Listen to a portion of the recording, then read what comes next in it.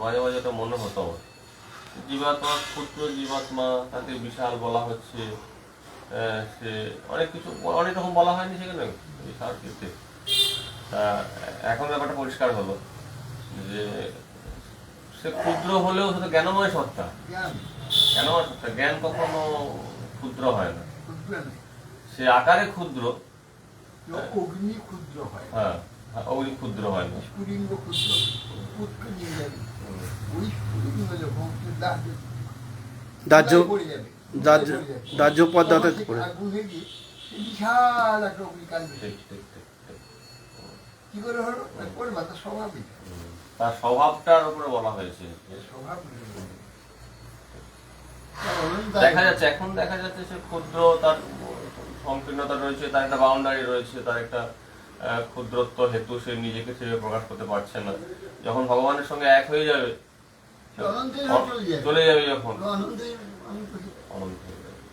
বিরাটের কাছে গেলেও স্বাভাবিক তার বিরাট হয়ে যায়। তবে জ্ঞানীদের যে বিচার ছিল ওর তফাৎ নেই, কিন্তু ভাবের তফাৎ আছে। ভাবের তফাৎ। আমাদের যে বিচার জ্ঞানীদের একই বিচার। ওরা এই আমরা যে ছোট বলে ওদের বিলাসহীন, হ্যাঁ, ওরা মানে আলাদা ব্রহ্মা থেকে আলাদা হয় কি করে, ওইটা ওরা কিছু মাথায় ব্রহ্মেতে যখন একই মতো হয়ে যাবে তখন বলবে না ওরা এই জড় ভাব নিয়ে যাচ্ছে। যেমন আমাদের গোবিন্দ মহারাজ জড়টাকে নিয়ে পৌঁছে দিচ্ছে গুরু বৃন্দাবনে, চিন্তাকে সে চিন্তা জড়টা বুঝবে।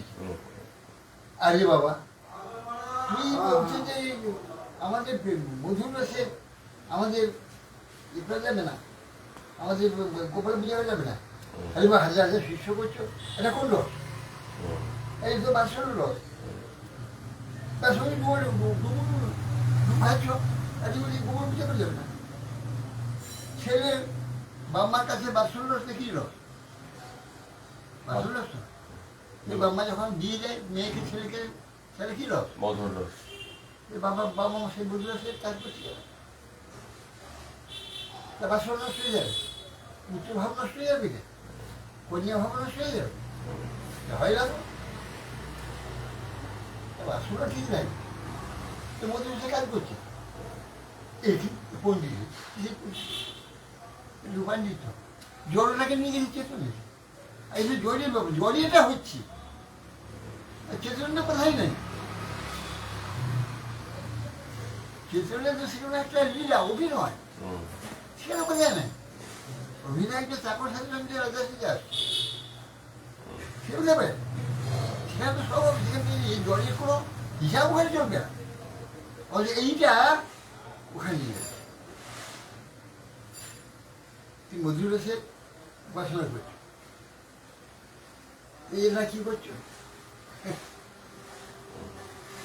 হাজার হাজার শিষ্য করছো, সে গর্ব আর সে মধুর রস নিয়ে গোপালেশ্বর করে যাবে।